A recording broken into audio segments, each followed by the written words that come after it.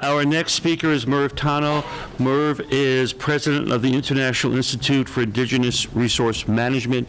His full biography and resume is in the program. Let me say that I've been very intrigued just looking over the titles of his publications dealing with climate change and Native American issues, Indian tribes, Indian nations. So, Merv, thank you very much. Good morning. A little bit about how I got here.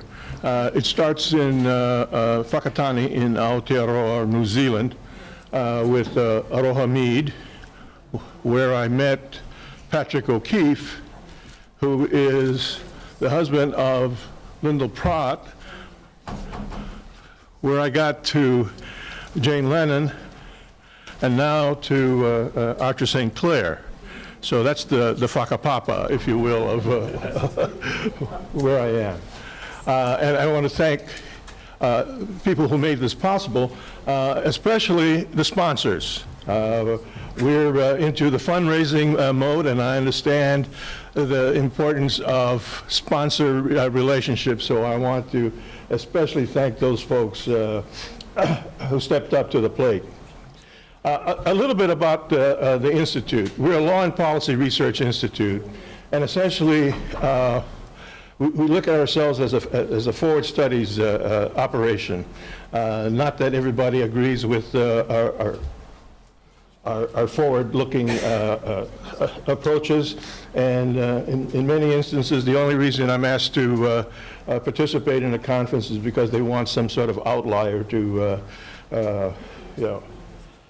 bring some sort of balance to the conventional wisdom. But let me suggest also that one of the things that we're about is this idea that indigenous peoples really are at war. It's a war of ideas. Climate is about war. Climate change is about a war of ideas, all of which seek to co-opt, in my view, native peoples. But let me start with this presentation. This is the language that you get from various kinds of UN reports, always characterizing native peoples as amongst the most vulnerable, if not the most vulnerable. Incredible challenges, changes in the Arctic, rising sea levels, et cetera, okay? But there is an answer. It's traditional knowledge. And depending on where you are, we're losing traditional knowledge because the Arctic is changing, the oceans are rising, all kinds of things are happening that work to, in a sense, diminish our ability to engage in the traditional knowledge and traditional practices. So the first argument is that we've got a problem, but the second argument that you hear always is, yeah, but you know, we natives have got the secret. We've got the knowledge, and if you would only listen to us, we'll help you out of this dilemma. I only have two, sorry, just two lemmas, not three.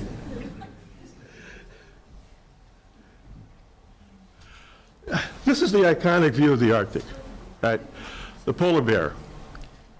Now, I would suggest that this iconic view and this kind of language about and you can read this, about the warming of the Arctic, was generated generally by those folks who were for cap and trade, for carbon taxes. It was about mitigation. If you remember early on, no one wanted to talk about adaptation. The adaptation was a dirty word. It was going to somehow distract us from the real work, which was to eliminate carbon from the environment. Well, okay. So you had all of this kind of rhetoric that was being developed. And to my way of thinking, there's some problems with that, the conventional view. First of all, if you look at the IPCC, If you look at the UN and even UNESCO, for example, in its landscape declaration, I'm sorry, the Florence Declaration on Landscape, about halfway through, recognizing the value of traditional knowledge and practices as the basis for balanced technological and innovative programs. Okay, yeah, fine. That's nice stuff. I personally find it condescending to the extreme, okay? And the same way that I find most of the kind of UN, UNESCO declarations, IPCC declarations, and verbiage to be absolutely condescending. People are struggling to figure out how we as an organization of nation states who are at war with our native peoples, politically, culturally, etc., are going to somehow integrate their wisdom into approaches for climate change, et cetera, et cetera. So here's what you get with this, this situation. You can read it up here. So what's the problem? The problem I have is when we talk about traditional knowledge, all right? If we are at war, if we're trying to politicize this whole battle around climate, it's important that we talk about knowledge systems, knowledge institutions. So the bottom line for me is that we, in this work with our allies in UNESCO, with the UN, with the IPCC, is that we have to understand ourselves that it's not about the knowledge. It's not an assemblage of factoids that's important. It's about the institutions. Now, let me move on to the story of Mao Piailug and the Hokulea. I think it's really illustrative, okay? This is Mao. He is from, if you're not familiar with his story, let me briefly go through it.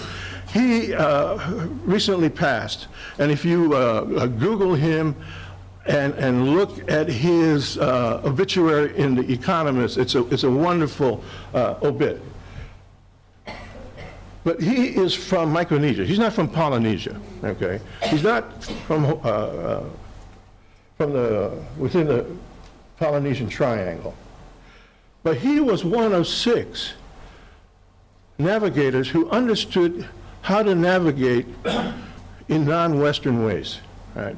People talk about it in celestial navigation, and that's just a small part of what he was all about. Right? So here's Mao's role. He was central role, a player, in reawakening Polynesian pride. If you look at some of the images of the Hokulea, which is a traditional, a craft built along traditional lines, double-hulled canoe that sailed from Hawaii to Tahiti. And pardon me because I always get a little teary when I talk about this. When you look at those images and you see the 15 or 17,000 Tahitians lining the beaches to see the Hokulea, you understand what the Hokulea was about, okay? And it was about nation building. It was more than just pride. It was about nation building. Right. When you see the images of Hawaiians just lining the beaches, looking at the Hokulea, not saying anything, not wanting to get on board, not wanting to touch it, just watching it, looking at it, thinking about what it meant. You understand the power of this traditional knowledge system and that object of culture, the cultural object that we call the Hokulea. This is an interesting transformation that I want to go through, because the Hokulea, the canoe, was built by the Polynesian Voyaging Society. It was founded The society was founded by Ben Finney out of California, anthropologist teaching at the University of Hawaii, Tommy Holmes, a local we call Howley boy, and Herb Kane, who is a native artist. And they were interested in essentially the scientific aspects of Polynesian voyaging, Polynesian navigation. Was it traditional or was it not? All right. This is the Hokulea. We'll skip through there. But let's look at the Polynesian Voyaging Society now. You note the transformation from a predominantly scientific endeavor to a culture-centric, nation-building one. Founded on a legacy of Pacific Ocean exploration, the PVS seeks to perpetuate the art and science of traditional Polynesian voyaging and the spirit of exploration. Okay. Values of the PVS: malama, to care for; aloha, to love; to seek knowledge; to share with each other; to nurture a deep sense of justice; to live healthy. Now, what I would suggest is that Mau and the Hokulea, in their voyage, created the cultural landscape upon which they sailed. You know, it's not an associative cultural landscape which is valid because of its religious, aesthetic, cultural associations. It's not the second one either. And it's not one that's deliberately shaped. It's formed in the mind, in the experience of Mau. All right. Just a quick story to illustrate that.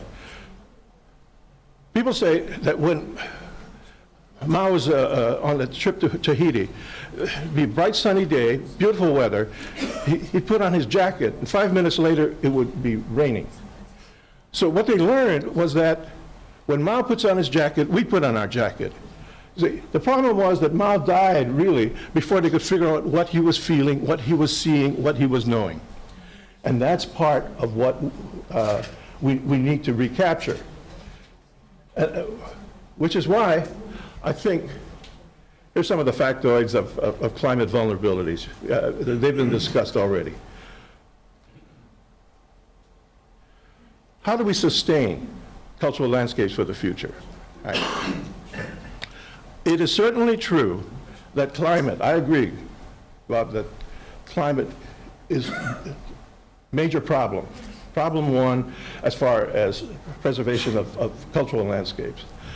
But from I think an indigenous perspective, especially from an indigenous perspective that is, in a sense, looking at this issue in terms of not just identity, but sovereignty, self-determination, it is that the induced effects, I don't like to call them secondary effects because they're really not secondary. The induced effects of climate are what's going to make it really problematical. It's going to be the industrialization, the militarization, the magnitude of the extraction of minerals, of oil, and other resources that are going to make it difficult for folks, places like the Arctic, to really maintain their systems.